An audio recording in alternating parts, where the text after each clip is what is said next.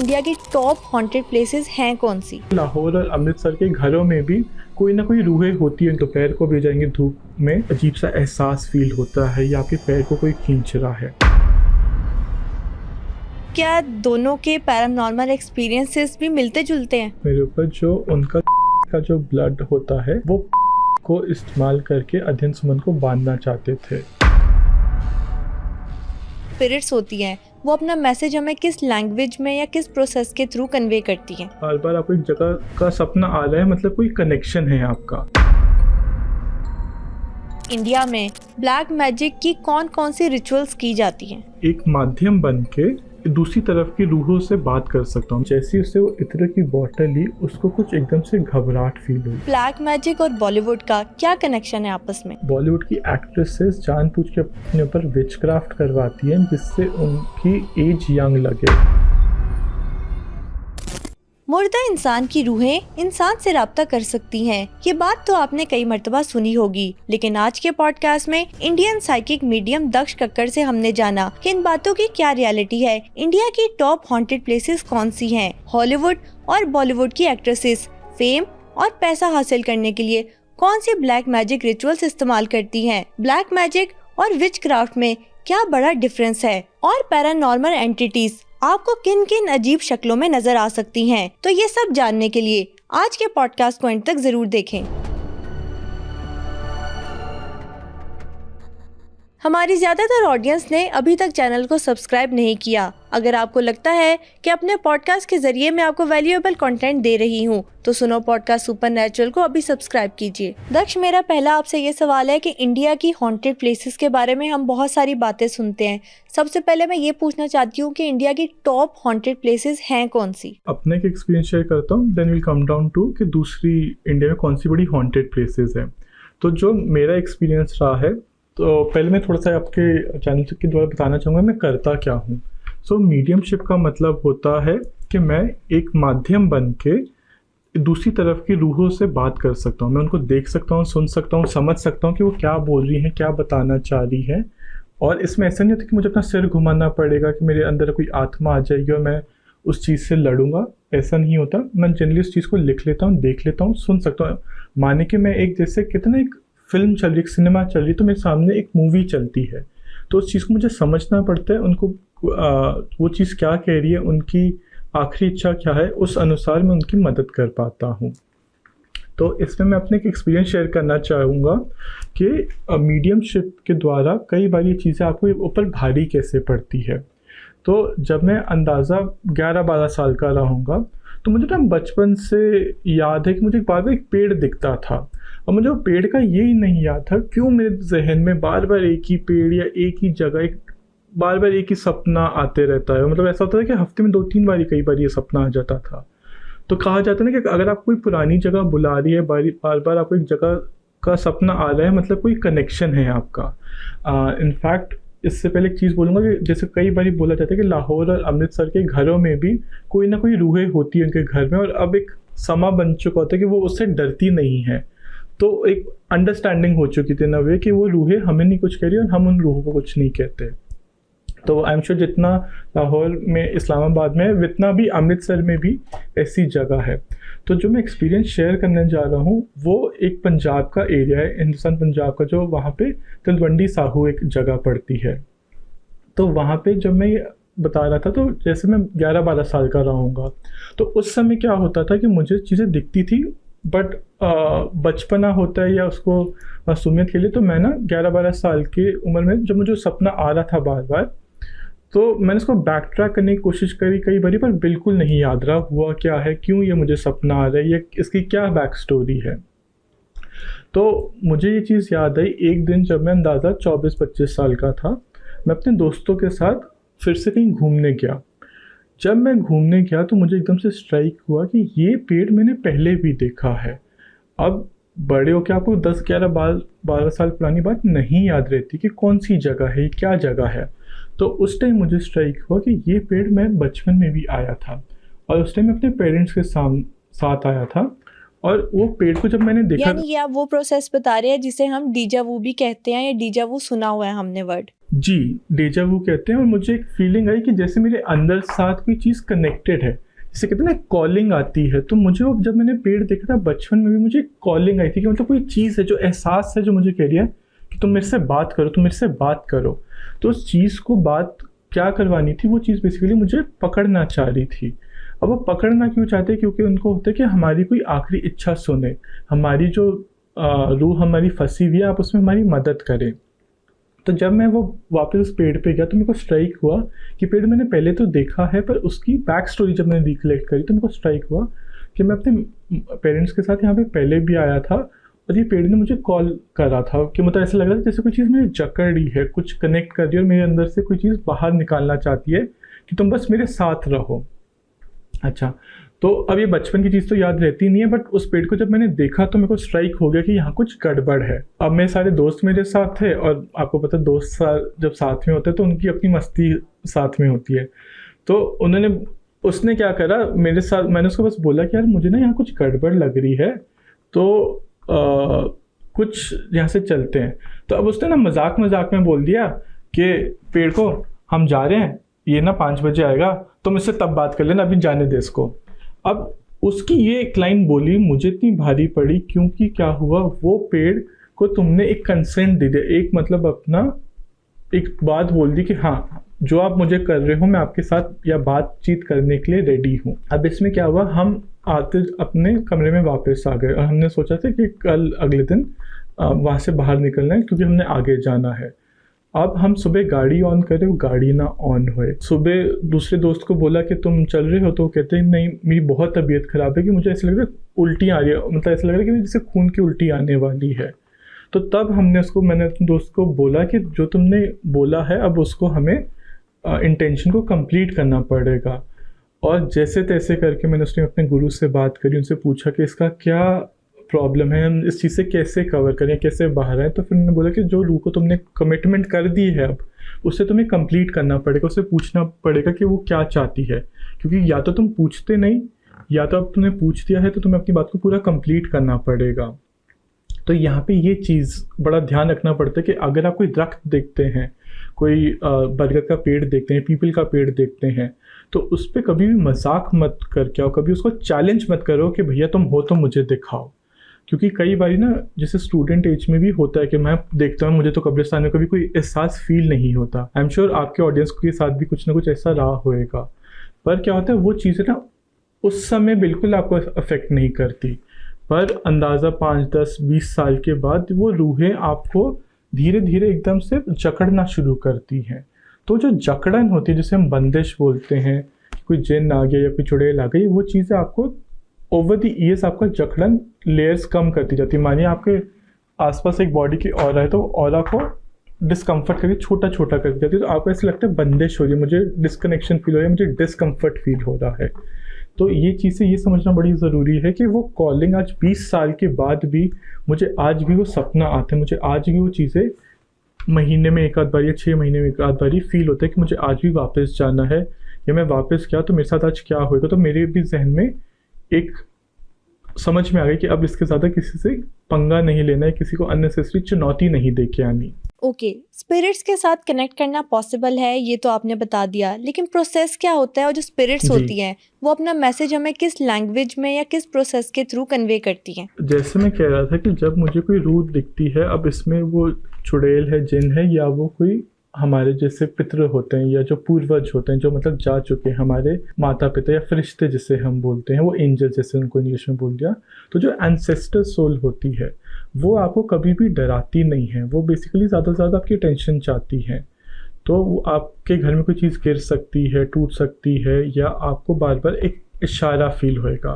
तो कैसा होता है ना, जब मैं अपनी आंख बंद करता हूँ तो मुझे ऐसा लगता है जैसे मैं कागज़ पे पूरी मूवी देख रहा हूँ, और वही चीज़ मैं फिर कागज़ पे पूरी स्टोरी, लास्ट वर्ड्स, लास्ट चीज़ें जो मुझे फील हुई है, दिखाई दी है, मैं उन सारी चीज़ों को लिख लेता हूँ। और जब मेरा क्लाइंट में से कनेक्ट करता है, मैं उनको एक ही बात बोलता हूँ कि मुझे ना आपसे कोई बैक क्वेश्चंस चाहिए, ना कोई बैक स्टोरी चाहिए, ना कोई इन्फॉर्मेशन चाहिए। क्योंकि अगर आप कोई भी पर्सन है, अगर आप अपने आप को रीडर बोलते हैं, थर्ड आई रीडर बोलते हैं, जो भी बोलते हैं, आप उस सामने वाले इंसान से क्वेश्चंस की पूछ रहे हैं। क्योंकि अगर आप किसी से क्वेश्चन पूछ रहे हैं तो देन 2+2 करना ज़्यादा मुश्किल नहीं है ना। जब आपने अपनी पूरी स्टोरी ही बयान कर दी किसी के साथ, तो आपको ज़्यादा मुश्किल नहीं रहा उसको बताना कि अरे जैसे कोई बोलता है कि मेरी वाइफ या माशूका छोड़ के चली गई, तो वहाँ पे जो पंडित जी या जो भी होते हैं वो उनको ज़्यादा जोड़ने में मुश्किल नहीं होएगा ना कि अरे हाँ आपकी वाइफ आपको छोड़ गई। तो इसलिए कभी प्रॉम्प्ट मत दो, कोई बैक स्टोरी मत दो। उस सामने वाला रीडर अपने आप को अगर इतना ताकतवर समझ रहा है तो वो आपके बारे में बताए ना। तो this is how I work. तो जब मुझे रूहें कनेक्ट करती हैं तो मैं अपनी आंखें बंद करता हूँ, मैं चीज़ें वो क्या दिखा रही है, उनकी क्या आखिरी इच्छा है या उनको क्या चीज़ें फील हो रही है, मैं उन सबको चीज़ों को लिख लेता हूँ और क्लाइंट को सारी वो चीज़ें बयान कर पाता हूँ। कोई रीसेंट एक्सपीरियंस आपके साथ ऐसा हुआ है किसी स्पिरिट ने खुद आपके साथ कनेक्ट करने की कोशिश की हो और अपनी लास्ट विश आपको बताई हो? एक सेशन कर रहे थे तो उसमें क्या हुआ कि जो उनके 3 बच्चे थे, मतलब एक लड़का और 2 बेटियां थी। तो उनकी मदर की ना डेथ हुई थी, जो जैसे हम कहते हैं वैष्णो देवी जब जा रहे थे ना, यहाँ पे एक बहुत बड़ा माता का स्थान है वो। तो हम जब वो मंदिर में गए थे, अब उनको ये नहीं पता कि उनकी मदर मिसिंग हो गई थी। तो उनको आज तक ये नहीं पता चल पाता कि उनकी मदर के साथ हुआ क्या है। तो जब मैं बैठा, मैंने देखा कि क्या प्रॉब्लम है, उनकी मदर आज ज़िंदा है भी या नहीं। तो मुझे एक चीज़ फील हुई कि मुझे ऐसे दिखा जैसे एक पहाड़ी में जो बस नहीं होती, वो बस एकदम से खाई में गिर गई है। और इस कारणवश वो इतने महीनों से उनकी मदर को ढूंढ रहे थे, तो कनेक्ट नहीं हो रही थी। कोई आखिरी पुलिस से कोई भी इतला नहीं मिल रहा था कि हुआ क्या है। तो जब उन्होंने मुझसे कनेक्ट किया तो उनको मैंने बताया कि आपकी मदर की यहाँ पे बस खाई में जाने की वजह से डेथ हुई है और इस कारणवश उनको प्रॉब्लम हो रही है, तो आप उनको पुलिस से मदद लो इस एरिया के जाके, और वो आपकी शायद से मदद कर पाएंगे। और वही हुआ कि उन्होंने जब पुलिस में बातचीत करी तो उनको पता चला कि यहाँ पे कुछ दिनों पहले एक बस खाई में गई थी और इस कारणवश उनकी मदर की जो बॉडी थी वो मिल नहीं पा रही थी। तो जब तक बॉडी मिलेगी नहीं तो उसको जलाया कैसे जाएगा, उसके लास्ट राइट्स कैसे करे जाएंगे। ये जैसा कि आपने अपनी सारी स्किल बताई है, इसको गॉड गिफ्ट भी एक कह सकते हैं। अब मैं बाकायदा अपने पहले सवाल पर आऊंगी दोबारा से कि इंडिया की हॉन्टेड प्लेसेस और उनकी रियलिटी है क्या, उनकी बैकग्राउंड स्टोरी क्या है? मैं आपके ऑडियंस को एक जगह बताना चाहता हूँ, उसका नाम है बांगड़ फोर्ट। ये अगर आप इसको गूगल पे डालेंगे तो आपको इंडिया का क्या, मेरे ख्याल से एशिया का one of the most haunted place दिखेगा, और ये जगह पड़ती है राजस्थान में।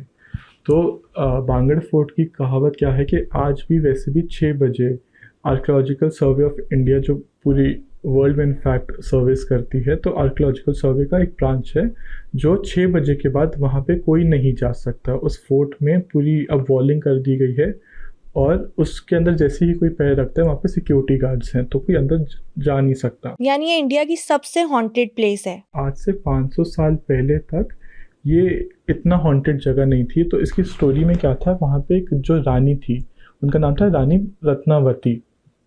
तो वहाँ पे जो तंत्री था वो उस रानी को देख के बड़ा मोहित हो गया, उसको उस रानी बहुत सुंदर लगती थी। तो उसने क्या करा कि उसके दरबार में एक दिन गया रानी के, और उसको बोला कि आपको ये मैं इत्र देता हूँ और जो आपको ये इत्र लगाएगा आपकी लाइफ की प्रॉब्लम ख़त्म हो जाएगी। पर कहा जाता है कि जो राजा रानी होते हैं वो भी एक तंत्र अपने लेवल पे उनको सिखाया जाता है, उनको भी काला जादू से एक अलर्ट बनाया जाता है। तो उस टाइम पे रानी रत्नावती ने जैसे उससे वो इत्र की बॉटल ली, उसको कुछ एकदम से घबराहट फील हुई। तो उसने क्या करा कि उसको इतना तो समझ में आ गया कि ये जो इसने मुझे इत्र की बोतल दी है ये इसमें कुछ गड़बड़ है। तो उसने वहीं पे रात, जब वो शाम को निकली वॉक पे, तो वही उठा के बोतल उसने पत्थर पे फेंक दी। अब इससे क्या हुआ, वो जो तंत्री ने बोतल दी थी उसने ये बोला था कि जैसे ही ये जो जगह ये इत्र लगाया जाएगा वो मेरे से मोहित हो जाएगा, मतलब वो मेरे वश में हो जाएगा, वो मेरे प्यार में लालसा आ जाएगी उसमें। तो अब यहाँ पे उसने क्या चाल चली कि उसने पत्थर के ऊपर वो इत्र फेंक दिया। अब उस तंत्री के साथ वो तंत्री उस पत्थर से इतना लगाव हो गया कि उस पत्थर ही ने ही उसकी जान ले ली, कि वो पत्थर ही उस तंत्री की आके सिर पे गिरा और उसकी वहीं पे मौत हो गई। और तंत्री ने आखिरी समय में एक यहाँ पे कर्स दिया कि इस जगह पे कोई भी इंसान नहीं बच सकता, कोई भी नहीं रह सकता, और ना कोई आने वाली पीढ़ी में बच सकता है। तो बांगड़ फोर्ट के आसपास तक आप देखेंगे कोई ना होटल है ना कोई जगह है ना कोई रहने की जगह। कम से कम अब जो हैं भी वो 2-5 किलोमीटर दूर ही हैं। तो बांगड़ फोर्ट को रात को 5-6 बजे के बाद कोई नहीं आप प्रॉपर वीडियोस देखेंगे कि कोई किसी ने शूट करी है। हाँ, कोई छुपन छुपाई में चला गया तो वो बात अलग है। ये सबसे ज़्यादा हॉन्टेड प्लेस है। आपको एक और, मैं इसी में एक और जगह, क्योंकि हम राजस्थान तक पहुँचे ही हैं, तो एक और जगह बताना चाहता हूँ जो सबसे हॉन्टेड आती है। उसे कहा जाता है कुलधारा विलेज, जिसको अगर आप गूगल पे टाइप भी करें तो it's called village of the ghost. तो इसमें क्या होता है कि एक गांव था, पूरा बसा हुआ गांव था, जहाँ पे पूरी फैमिलीज रहती थी। मतलब आप माने कि जैसे एक पूरे गांव में कितनी फैमिलीज रहती हैं, जितनी पूरी फैमिलीज थी, और वो रातों रात पूरी फैमिली गायब हो गई। कोई ना उनके पच्चन थे, मतलब जो पैरों के निशान थे, ना कभी किसी को मिले। और कहते हैं वो रात में जहाँ पे लोगों ने जो बर्तन रखे हुए थे वो बर्तन गायब, मतलब बर्तन वहीं पे थे, वो लोग वहाँ पे जो उन्होंने रात के खाने के लिए जो खाना बनाया था, जो बर्तन वहाँ पे थे, वो बर्तन आज तक सर्वे में मिले। पर वो लोग कहाँ गए, कैसे थे, कौन थे, किसी को नहीं पता। पर आज भी कुलधारा के गांव में कोई नहीं जा पाता, और वहाँ पे आज भी इतनी हॉन्टिंग फील होती है कि जैसे ही वहाँ पे कोई बसाने की कोशिश भी करता है तो वो इंसान का एक्सीडेंट हो जाएगा, या वो वहाँ पे रह ही नहीं पाएगा, और उसकी कुछ दिनों बाद ही मौत हो जाती है। तो ये इनफैक्ट एशिया के सेकेंड मोस्ट हॉन्टेड प्लेस में आता है कुलधारा विलेज। ये जो भी आपने सारी स्टोरीज बताई ना, ये वाकई में बहुत स्केरी थी। कभी आपके साथ खुद कभी पैरानॉर्मल एक्सपीरियंस हुआ है? एक एक्सपीरियंस शेयर करता हूँ कि मेरे पास एक क्लाइंट आया। अब वो जैसे ही आया तो मैंने उसको देखा, और मुझे उस औरत के आसपास ना बस खून दिख रहा था। तो मैंने उससे पूछा कि आपको कुछ प्रॉब्लम है या कि कुछ खून की दिक्कत है? अब वो 2 मिनट ऐसे चुपचाप मुझे देखती रही कि मैं क्यों बताऊँ, मैं देखती हूँ कि ये कुछ बता पाता है या नहीं बता पाता। तो मैंने उसको ध्यान से देखा। मैं 2 मिनट के बाद मुझे फील हुआ कि इसका मिसकैरेज हुआ है। तो मैंने उनको बोला कि आपका मिसकैरेज हुआ है, तो वहाँ पे वो टूट गई। तो जब मैंने उनसे बोला कि आपका ये मिसकैरेज, और ये पहला मिसकैरेज नहीं है आपका, जैसे हम कहते हैं हिंदी में गर्भ बांधना, मतलब जो आप यू कैन नॉट रिप्रोड्यूस, आपका बच्चा ही नहीं हो सकता, तो गर्भ बोलते हैं विजाइना को, तो वो गर्भ बांधना उसकी ट्रांसलेशन होती है। तो वहाँ पे क्या हुआ, जब वो औरत आई तो मैं उसको बोला कि आप मिसकैरेज तो अभी आपका रिसेंट है, पर आप इससे पहले 3 बारी प्रेग्नेंट होने की कोशिश करी, वो नहीं हो पा रहा। तो फिर उसका एकदम से आंसू छूट गया। उसने मुझे तब बोला कि क्या होता है, कई बारी मैंने जब पहली बारी कंसीव करने की कोशिश करी तो पहले 3 महीने में ही बच्चे की मौत हो गई। फिर दूसरी बारी करा तो बच्चा बहुत डेड, मतलब जो कहते हैं ना 8वें महीने बाद ही उसको ऑपरेशन करके निकालना पड़ा, क्योंकि वो बच्चा इसमें गर्भ में ही उसकी मृत्यु हो गई थी। और तीसरी बारी उनका ब्लड स्पिल हो गया था। तो तब मुझे पता चला ध्यान लगा के कि उनके ऊपर किसी ने बहुत बड़ा तंत्री प्रैक्टिस करवाई गई, जिसे गर्भ बांधना कहते हैं। और उससे क्या होता है, आपकी कोई आगे नस्ल ना बढ़े, ये चीज़ें इसलिए करवाई जाती है जो तंत्री आपकी गर्भ बांध देते हैं।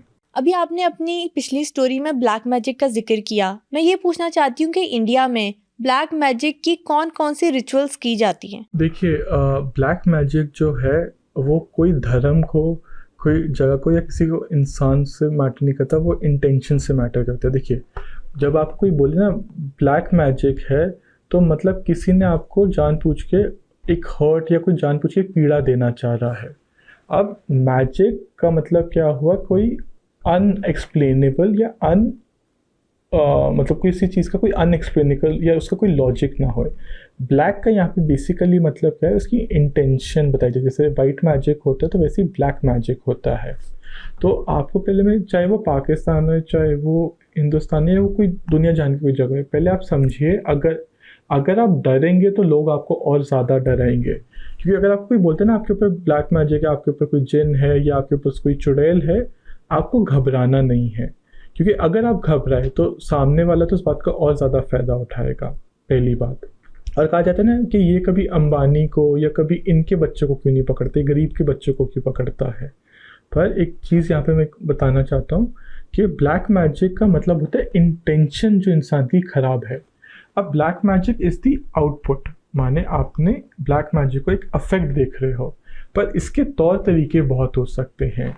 मतलब जैसे किसी ने उसको खून की बलि दी है, किसी ने शमशान में या कब्रिस्तान में उसके ऊपर कोई चीज़ करवाई है, कोई चीज़ दबा दी है, राइट। ऐसे ही जैसे किसी ने कोई उसके ऊपर प्रेत भेजा है जो रूहों से उल्टी खराब होती हैं, पर वो जैसा कि ब्लैक मैजिक के रिचुअल्स में हम अक्सर सुनते हैं कि ग्रेवयार्ड्स में बकरे का कटा हुआ सर और जानवर का गोश्त रखा जाता है, क्या इंडिया में भी ये रिचुअल्स यूज की जाती हैं? इस बलि की बकरे का आपने बड़ा अच्छा एग्जाम्पल दिया। आपको चीज़ समझाता हूँ। बलि की बकरे का इसलिए गला काटा जाता है कि हमारे पर जो भी नकारात्मक शक्ति, नेगेटिव एनर्जी है, वो बलि या मंत्रों द्वारा वो फूक के वो बकरी के ऊपर फूक दिया जाता है और वो बकरी को काट दिया जाता है कि उसको भी बेटर लाइफ मिले और जो इंसान के ऊपर पीड़ा थी वो भी होए। पर यहाँ पे फ़र्क क्या आता है कि जो इंसान मंत्र फूक रहा है, चाहे वो जिस धर्म का है, वो उसमें एनर्जी नहीं ट्रांसफ़र कर सकता, वो खुदा के हाथ में होता है।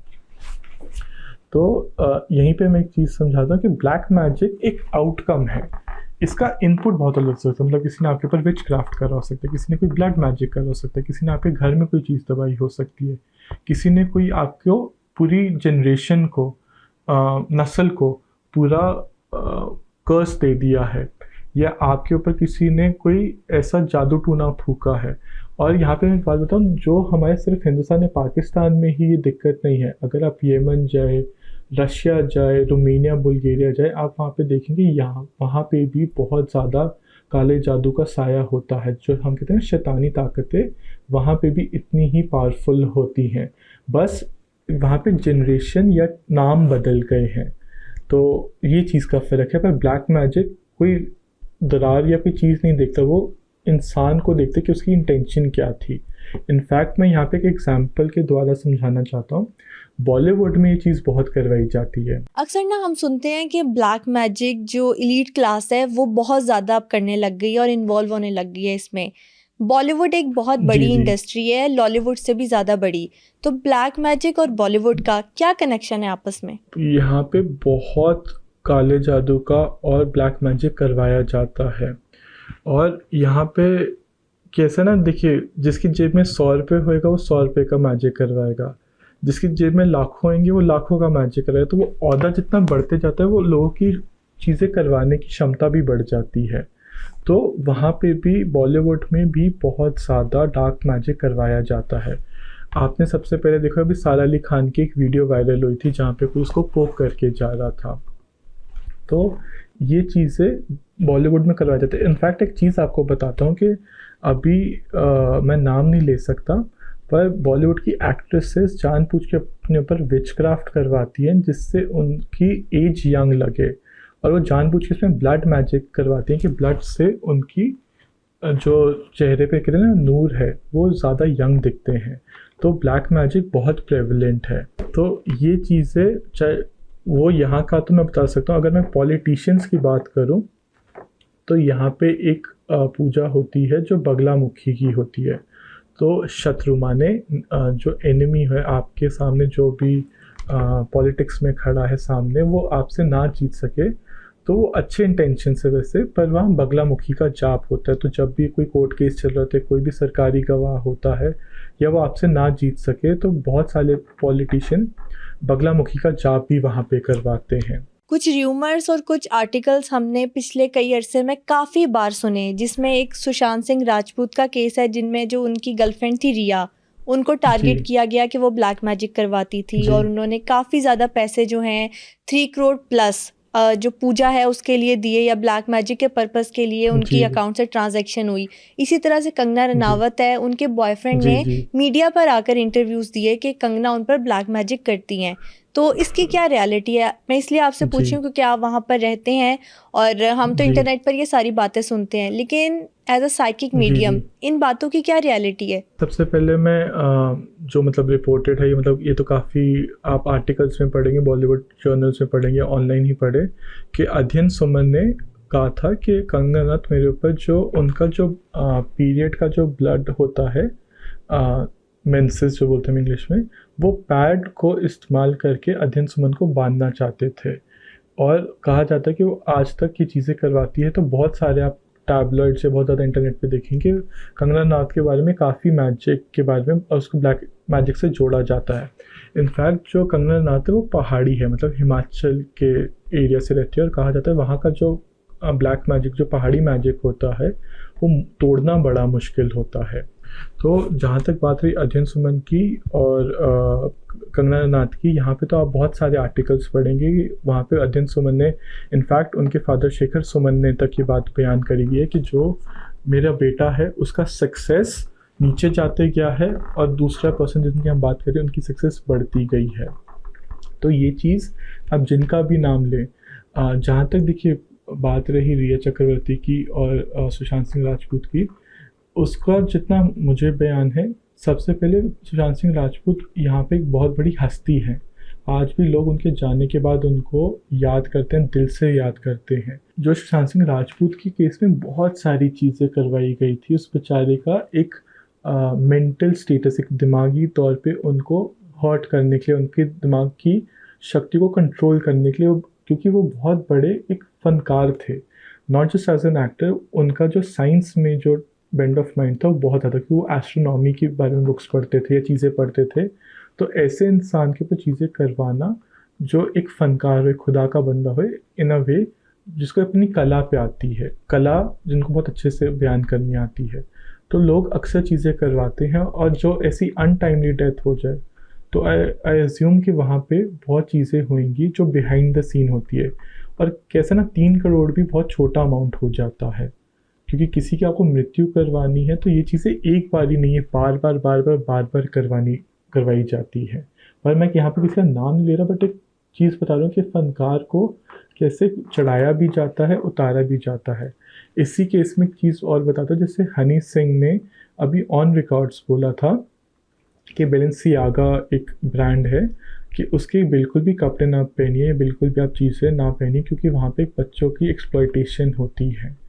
तो ये चीज़ें बहुत ट्रू है। इनफैक्ट हनी सिंह अभी एक इंडिया में शो है द रणवीर शो, तो उसने वहाँ पे भी कहा था कि मैं जब लंदन में एक चर्च में बुलाया गया और कहते हैं कि जब मैं वहाँ अंदर गया तो जैसा मुझे चिकन खाना पसंद है, मुर्गा पसंद है, जो मेरे घर में मतलब करमपुरा दिल्ली में जो मिलता है, कहता सेम हूबहू वही टेस्ट, वही टेक्सचर, वही चीज़ लंदन के सेम उस कमरे में मेरे को खिलाई गई थी। तो कहते हैं कि मेरे को वहाँ से वापस आना। इनफैक्ट बहुत लोग कहते हैं कि जो हनी सिंह का फॉल हुआ है वो शैतानी ताकत को ना मानने की एक सज़ा दी गई है। बिल्कुल सही कहा आपने। बहुत सारे सेलिब्रिटीज़ को, चाहे वो पाकिस्तान से हो चाहे वो इंडिया से हो, उन्हें ये ऑफर्स आ रही हैं और उन्होंने मीडिया पर आकर ये कन्फेस भी किया है कि सीक्रेट सोसाइटीज़ उनको अप्रोच कर रही हैं खुद से। एग्जैक्टली। तो सोचिए अभी उन्होंने उस चीज़ को मना करा है तो ये हाल है। सोचिए अगर ये चीज़ को अभी एक्सेप्ट करते तो वो इंसान फिर एकदम ऊपर चढ़ होता, इतना नीचे गिर नहीं रहा होता। जबकि आज भी हिंदुस्तान में, पाकिस्तान में उनके लोग गाने के लिए एक जान छिड़कते हैं उनके लिए। तो वो इंसान ऐसे कि ये लोग ऐसे अगर आपने एक्सेप्ट कर ली होती तो फिर तो ऐसे बढ़ रहे होते ना, बहुत ज़्यादा उनका नाम या बहुत ज़्यादा फेम होता। पर अब उन्होंने बैक सीट इसलिए ली क्योंकि उनको ये चीज़ें नहीं चाहिए। वो अपने एक अपना कितना स्टैंड लिया है इस बात के कि मुझे ये चीज़ें नहीं करनी, जितना मैं करना चाहूँ खुदा मुझे जितना दे मैं इतना करना चाहूँगा। अच्छा, ये तो हो गई ब्लैक मैजिक की बात। ब्लैक मैजिक और विच क्राफ्ट में डिफरेंस क्या है? क्योंकि बहुत सारे लोग ना कंफ्यूज कर जाते हैं इन दोनों टर्म्स को। तो आज मैं चाहती हूँ आप एक्सप्लेन करें, क्या ये दोनों डिफरेंट चीज़ें हैं या सेम है? देखिए, सबसे पहले अगर मैं विच क्राफ्ट की बात करूँ तो विच क्राफ्ट एक्चुअली इंग्लैंड में बनाया गया था। तो विच क्राफ्ट बनाया गया था बेसिकली जो विच क्राफ्ट की सारा कंटेंट है या कैसी जो उनकी रिचुअल्स होते हैं वो सारा इंग्लैंड से निकला हुआ है। Black magic comes from कबाला magic, जो कहते हैं बहुत मुश्किल होता है तोड़ना। ऐसे ही एक और ऐसी स्ट्रीम होती है जिसे हम इंडिया में कहते हैं तंत्रा। तो तांत्रिक प्रैक्टिस क्या होती है, जहाँ पे वैसे हमारे में जो हिंदू शास्त्र में 3 मार्ग होते हैं, मतलब भक्ति मार्ग, यंत्र मार्ग या तंत्र मार्ग। भक्ति का मतलब होता है जैसे हे कृष्णा, हे महादेव, हे प्रभु मेरी मदद करना। और यंत्र होता है कि हम कोई भी चित्र बना के, जैसे आप लिखते हैं अल्लाह अकबर, तो वो चीज़ को लिखते हैं। तो हम भी एक जैसे यंत्र बनाते, एक सिंबल या साइन बनाते हैं जिसमें हम ध्यान करके केंद्रित करके अपनी एनर्जीज को एलिवेट कर सकें। जहाँ चाहे वो कुरान हो, चाहे वो हिंदू की कोई किताब हो या वो ईसाई की हो, इट ऑल टॉक्स अबाउट कि हमने एक अच्छा इंसान बनना है, हमने अपने कर्मों को ख़राब नहीं करना। तो ये चीज़ को तीसरा होता है तंत्र। आप तंत्र में क्या बोलते हैं कि भगवान मैं अपने आप को इतनी पीड़ा में डालूंगा, इतने गंध में डालूंगा, एक दिन आप भी मेरे पे रहम खाओगे और कहोगे कि मुझे इस चीज़ से मुक्त करो। तो आप इसके लिए या तो मंत्र मतलब ओम नमः शिवाय कोई भी मंत्र का जाप करते हैं, या तंत्र करके आप अपने आप को इतनी पीड़ा में डालते हैं कि खुदा एक ना एक दिन तो मेरे पे रहमत खाएगा। तो यहाँ पे पर क्या होता है, तंत्री को जब शक्तियाँ मिल जाती है तो वो शक्ति को गलत इस्तेमाल करता है। तो गलत इस्तेमाल की वजह से लोगों को वो हानि पहुंचाता है या उनको हर्ट करता है। तो यहाँ पे आपने बहुत अक्सर सुना होगा ये जो शक्तियों को इस्तेमाल करता है, वहाँ पे कोई जिन भेजता है, चुड़ैले भेजता है। समझिए कि आपको पहले ऊपर आपके ऊपर किसी ने कोई चीज़ जैसे फूक के पिलाई है। देखिए आपको कोई बोला आपके ऊपर ब्लैक मैजिक, तो समझिए क्या है। क्या आपके ऊपर किसी ने कोई चीज़ फूंकी है, या आपको किसी ने कोई चीज़ मिठाई में किसी चीज़ में, जैसे चाय तो वहाँ पे भी आई एम श्योर इतनी ही चलती है जितनी यहाँ चलती है, राइट।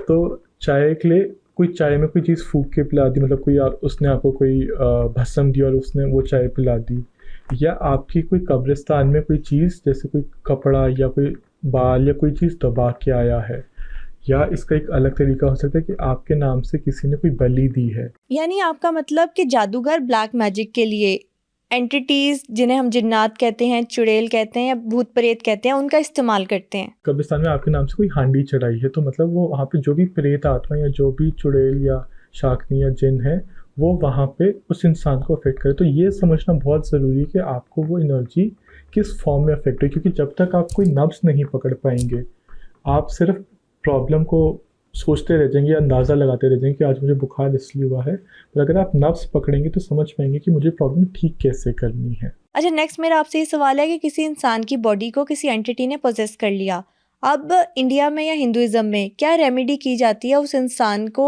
उस एंटिटी से दूर करने के लिए? बहुत कम बारी होता है, क्योंकि आपके अंदर कोई आत्मा आ गई, मानिए इंसान की बॉडी है, तो हमारे जो शास्त्र हो गया, जो कुरान में आई एम श्योर सेम जो कबाला मैजिक से आता है कि आपके शरीर के अंदर कोई एक रूह रहती है जो खुदा की दी हुई है, जो भगवान की दी हुई है। वो रूह को कोई भी छू नहीं सकता, कोई भी चीज़ को आपको कोई हावी नहीं कर सकता। तो माने जैसे मेरा ये हाथ है, तो कोई चीज़ मुझे शायद ज़्यादा अपनी जकड़न ऐसे फील करवा सकती है या मुझे डरा सकती है, घबराहट हो सकती है, पर बहुत कम बारी होता है कि आपकी रूह को कोई निकाल के कोई अंदर आत्मा आ जाए। I think it's Iranian movie है, कौन सी मूवी है, इट्स कॉल्ड दाबे, DABBE। ये नेटफ्लिक्स पे तो थी इंडिया में, आप ज़रूर देखिएगा। आपको वहाँ पे ये जो भी आपने जिक्र किया, आई गेस ये एक टर्किश सीरीज है जिसमें ब्लैक मैजिक और पैरानॉर्मल एक्सपीरियंसेस को बड़ी डिटेल में डिस्कस किया गया है। जी। तो ये चीज़ आप देखेंगे कि वहाँ पे आज भी मतलब जब हम ब्लैक मैजिक की बात करते हैं, ये सिर्फ हिंदुस्तान या पाकिस्तान सरहदों में नहीं होता। आप बुल्गारिया देखिए, रोमानिया देखिए, बुखारेस्ट देखिए, वहाँ पे भी पॉलिटिशियंस अपनी जगह बनाने के लिए आज भी ब्लैक मैजिक यूज़ करे जाते हैं। रोमानिया में तो बहुत ज़्यादा ऑफिशियली कहा जाता है कि जो पॉलिटिशियंस उनकी डेथ हो जाती है जैसे वो कैंपेन करना चाहते हैं। तो बहुत ज़्यादा ब्लैक मैजिक पूरी दुनिया में इस चीज़ की नकारात्मक शक्तियों का, शैतानी शक्तियों का इस्तेमाल करा जाता है। ओके दक्ष, हमने ना बॉलीवुड इंडस्ट्री में ब्लैक मैजिक को तो डिस्कस कर लिया, क्या इंटरनेशनल लेवल पर भी जैसे कि हॉलीवुड स्टार्स हैं या पॉलिटिशियंस हैं, वो भी इन सब चीज़ों का सहारा लेते हैं फेम के लिए या पैसों के लिए? कोई भी अपनी चीज़ को बोल दो, मैं हमेशा चाहता हूँ कि उसका कोई पैटर्न या कोई एविडेंस हो।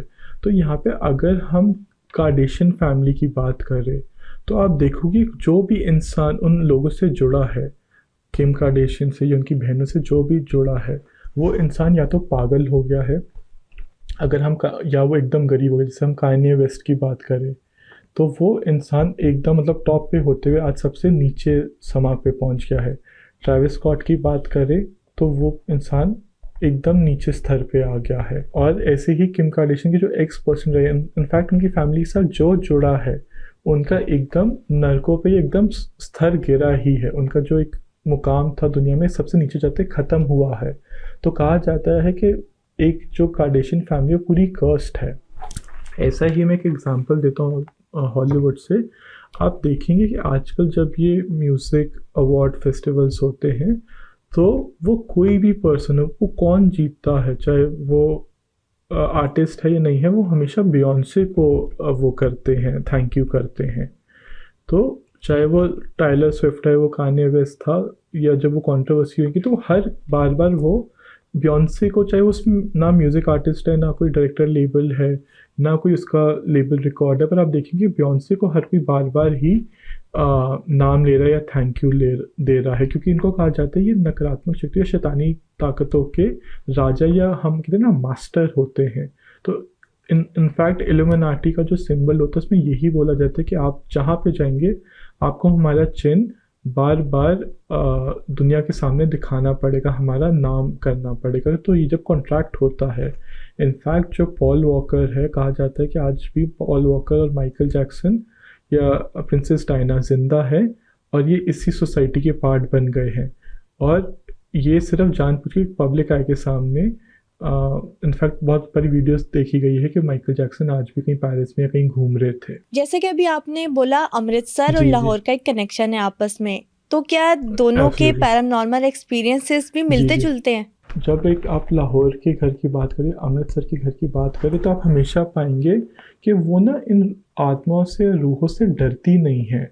वो कहते भाई तुम अपने घर आओ, हम अपने घर हैं, चाहे साथ में रहेंगे, पर आप ना हम आपको तंग करेंगे ना आप हमें तंग करोगे।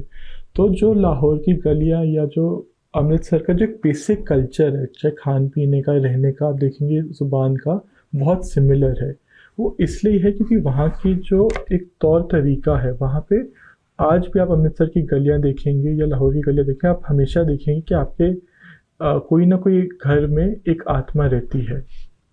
इनफैक्ट यहाँ पे एक चीज़ समझाना चाहूँ कि जो बहुत बारी आपको ऐसा लगता है कि आपके ओल्ड हाउस में जाना है, माने कि जब हमारी लेट्स से जो पार्टीशन करके जो पाकिस्तान से हिंदुस्तान है, या हिंदुस्तान से जो लोग पाकिस्तान गए, उनकी जब दादा दादी या नाना नानी जब जाते हैं तो उनकी आखिरी इच्छा यही होती है कि मुझे अपना वो पुराना घर देखना है। तो वो जो उनका जो घर होता है, उनको वो बार बार दृश्य आता है कि उनको वहीं जाना है।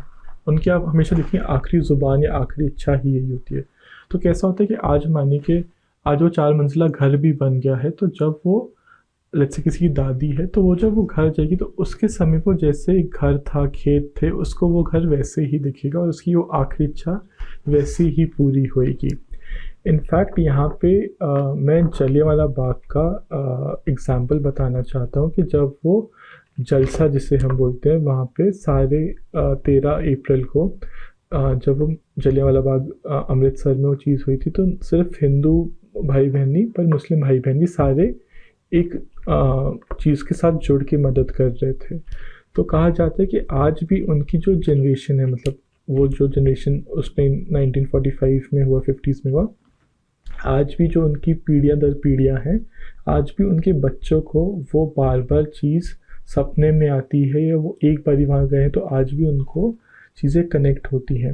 इनफैक्ट अगर मैं अपना एग्जांपल बोलूँ तो जब मैं बहुत अंदाज़ा 12-13 साल का रहा हूँगा तो मैं जलियांवाला बाग गया था, पर आज भी मेरे वो दिमाग में वो चीज़ ऐसी इनग्रेंड है, वो बुलेट्स के साइंस देखने, सिम्बल्स देखना, कि मुझे वो चीज़ें बार बार बुलाती हैं।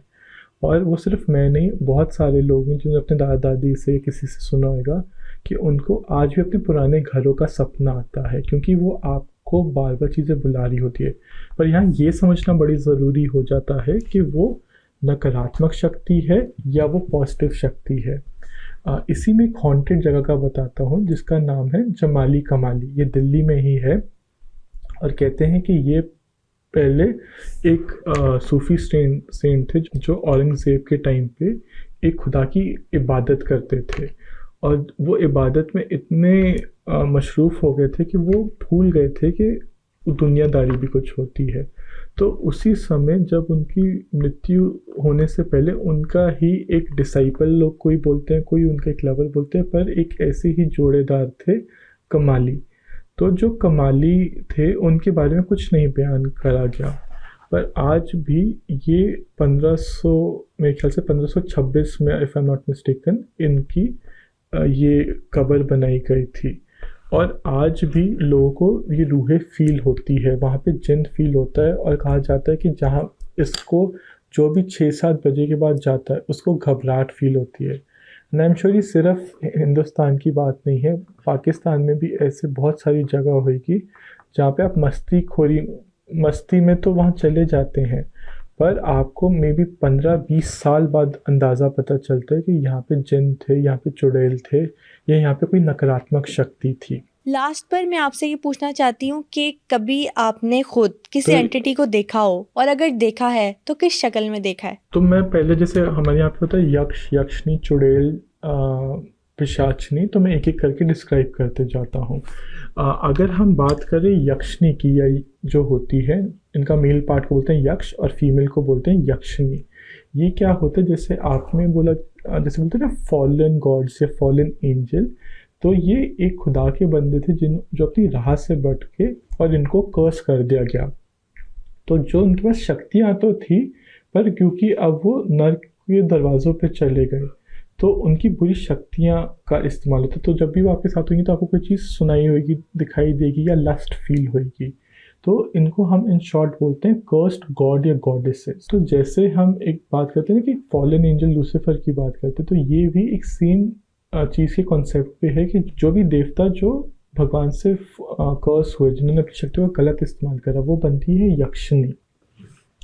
ऐसी ही अगर हम बात करते हैं चुड़ैलों की, तो चुड़ैल का मतलब क्या होता है, जो एक प्रेत या जो एक आत्मा थी और उनको अपनी आखिरी इच्छा नहीं पूरी हुई। इनफैक्ट जो चुड़ैल होती हैं, ये वो औरतें होती हैं जिनको जब अपना प्रेगनेंसी के टाइम उनकी मृत्यु हो जाती है और उनकी फैमिली में कोई भी उनको दफनाता नहीं है, या उनके लास्ट राइट्स नहीं करता, या उसको मरने के लिए जैसे कोई छोड़ देता है। मानी कि एक औरत है, उसके पेट में बच्चा है और उसको कुछ खाने के लिए ना मिले अपने इन लॉज से, और उसको मरने के लिए छोड़ दे, तो वो जब दफनाई हुई औरत होती है, क्योंकि वो इतनी वेंजफुल होती है, उसमें इतना गुस्सा होता है कि फिर वो वापस चुड़ैल बन के अपनी फैमिली में आती है।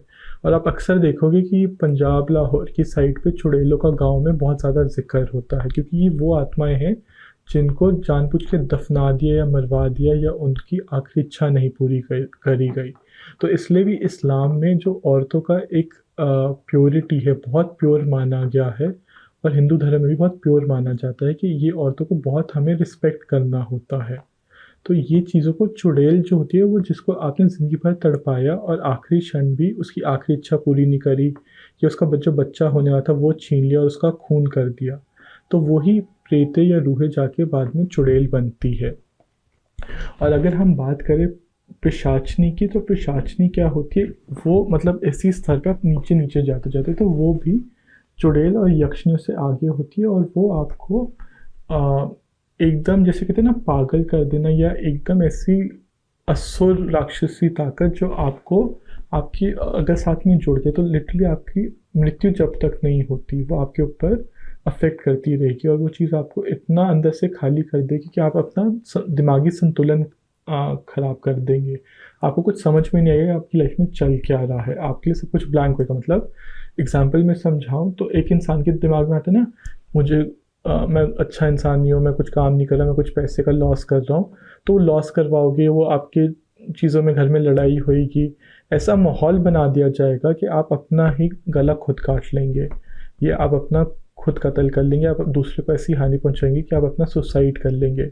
तो ये पिशाचनी आपको एक असुरी शक्ति या नकारात्मक शैतानी ताकत बस औरत तरीके में होती है। मैं एक चीज़ समझाता हूँ, जब आपको कोई बोलते हैं ना जैसे रूह है, तो मालूम कई बार रूह जो होती है, जैसे अगर ये पेंसिल, तो पेंसिल की जो टिप है इतनी छोटी सी भी दिखती है। क्या करते हैं, जैसे एक रूह को, एक छोटी सी रूह है तो उसको कैद कर लेते हैं। आपने जैसे मूवीज़ में देखा होगा कि एक बॉटल में बंद कर लिया, तो वो छोटी सी लाइट टाइप या छोटी सी साइज़ का होता है, पर उसको इतना तड़पाते हैं कि वो बेचारा, मानो कि आप एक कमरे में हो, मैं आपको 5 महीने के लिए बंद कर दूँ और आप कुछ ना खाने के लिए दूँ ना पीने के लिए दूँ, बस इतना दूँ कि आप एक 4 दिन के बाद मर ना जाए, तो बस एक आधी कटोरी खाना दे दूँ, तो वो उसकी बस खुराक बनाते हैं और उसको फ्रस्ट्रेटेड करवा देते हैं। और माने आप को मैं अब 4 महीने बाद बोलूँ जाओ इसको थप्पड़ मारो या जाओ इसको धक्का मारो, तो आप बिना पूछे करोगे, क्योंकि आपका एक बावलापन, एक जैसे हम कहते हैं ना पागलपन आपके ऊपर चढ़ जाएगा। तो वो रूहों को धीरे धीरे ऐसे ही यक्ष या चुड़ैल बनाते हैं। तो मेरे पास जो केस आया था वो यही केस था कि मेरे पास एक फैमिली आई, वो कह रहे थे कि हमारा जो बेटा है वो हमारे सारी फैमिली के लड़के नापुंसक हो गए, इम्पोर्टेंट हो गए हैं, या किसी की शादी नहीं चली, किसी की वाइफ छोड़ गई है, या किसी का बच्चा नहीं हो रहा, ये हमारा, और उनकी आगे आगे डेथ होती जा रही थी। तो उससे जब मैंने केस देखा तो मुझे बात समझ में आई कि इनको चुड़ैल अफेक्ट हुई है, क्योंकि एक देखिए ब्लैक मैजिक का एक हमेशा पैटर्न भी होना चाहिए। तो वो क्या कह रही थी कि उनकी फैमिली में कभी जो 3 बेटे थे, तो एक की वाइफ की डेथ हो गई, दूसरी की वाइफ उनको छोड़ के चली गई, और तीसरा जो सबसे छोटा होता है, क्योंकि चुड़ैल में कैटेगरी थी यक्ष, तोशी, पोशी और ऐसे ही सोशी, तो ऐसे 3 कैटेगरी में सबसे छोटे बच्चे को अफेक्ट करती है। जो सबसे यंगेस्ट लड़का होता है, जब 18-20 साल का होता है, उसको नई नई जवानी चढ़ती है, तो वो चीज़ को वहाँ अफेक्ट करता है। तो उसने उसको क्या करा, उसका इरेक्टाइल डिसफंक्शन या इम्पोर्टेंट जिसे हम बोलते हैं वो कर दिया। और उस चीज़ से जब मैंने उस चुड़ैल से पूछा कि वो आप क्या चाहते हो, तो पहले तो वो हाथ में नहीं आती, वो चीज़ें पकड़ में ही नहीं आती। वो कई बार मुझे भी ऐसा लगा कि जैसे मुझे खून की उल्टी आ रही है, क्योंकि भैया 2 बंदे लड़ रहे हैं और मैं बीच में जाके शुरू हो जाऊँ तो मुझे ही मुक्का पड़ जाएगा। तो ये चीज़ें समझना पड़ता है। तो ऐसे ही जब मैंने उस इंसान से माफ़ी करवाई, उनकी सास की जो सास थी उसने अपनी ऐसी ही बहू को मरने के लिए छोड़ दिया, तो वो चीज़ वापस जुड़ के इन्हीं के आगे जनरेशन पे आके अफेक्ट करा। तो वो चीज़ से बड़ा मुश्किल हुआ था कि वहाँ की मुझे अपने गुरुओं की मदद लेनी पड़ी थी, पॉजिटिव एनर्जीज की मदद लेनी पड़ी थी, क्योंकि जब तक मैं उस चुड़ैल को शांत करा, उससे आखिरी इच्छा पूछी, तो मुझे समझ में आया कि ये प्रॉब्लम क्या है। और ऐसे ही मैं चीज़ समझाना चाहूँगा कि जब तक आपकी प्रॉब्लम हाथ में नहीं आती, आप पकड़ नहीं पाते कि क्या ये चुड़ैल है, क्या ये पिशाचनी है, ये डाकनी है, ये शाकनी है, ये जिन है या जिन्नात है, ये चीज़ को समझना बहुत ज़रूरी है। क्योंकि देखिए आप बात समझिए, आइडियोलॉजी या टर्मिनोलॉजी तो सेम होगी ना, आइडियोलॉजी अलग हो सकती है।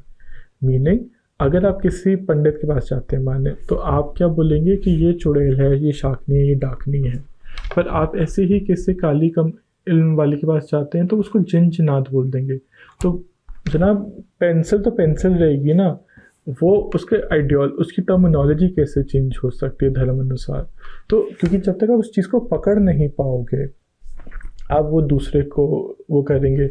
और मेरे को वहाँ का तो नहीं पता, पर कैसा होता है कई बारी आपके जो पंडित होते हैं या वहाँ पे जो काले वाले होते हैं, वो ही आपके घर में लड़ाई करते हैं। वो सास को बोलेंगे कि आपकी बहू ने करवाया, बहू को बोलेंगे आपकी सास ने करवाया, और वो मस्त बैठ के पैसा खाएंगे। तो आपको कोई बाहर वाला बोले तो अपनी भी अक्ल लगानी बहुत ज़रूरी है कि हर कुछ चुड़ैल या जिन या जिन्नात नहीं करवाते।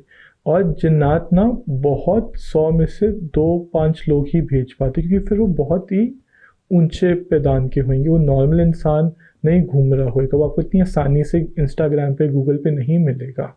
अगर आज का पॉडकास्ट देखने के बाद आप दक्ष कक्कड़ से स्पिरिट्स वर्ल्ड, पैरानॉर्मल एक्सपीरियंसेस और इंडिया में होने वाली ब्लैक मैजिक रिचुअल से मुताल्लिक कोई भी सवाल करना चाहते हैं तो कमेंट सेक्शन में जरूर शेयर करें। दक्ष कक्कड़ अपने अगले पॉडकास्ट में उन तमाम सवालों के जवाब देंगे। बहुत जल्द हॉरर पॉडकास्ट के एक नई एपिसोड के साथ हाजिर होंगे। Till then stay tuned.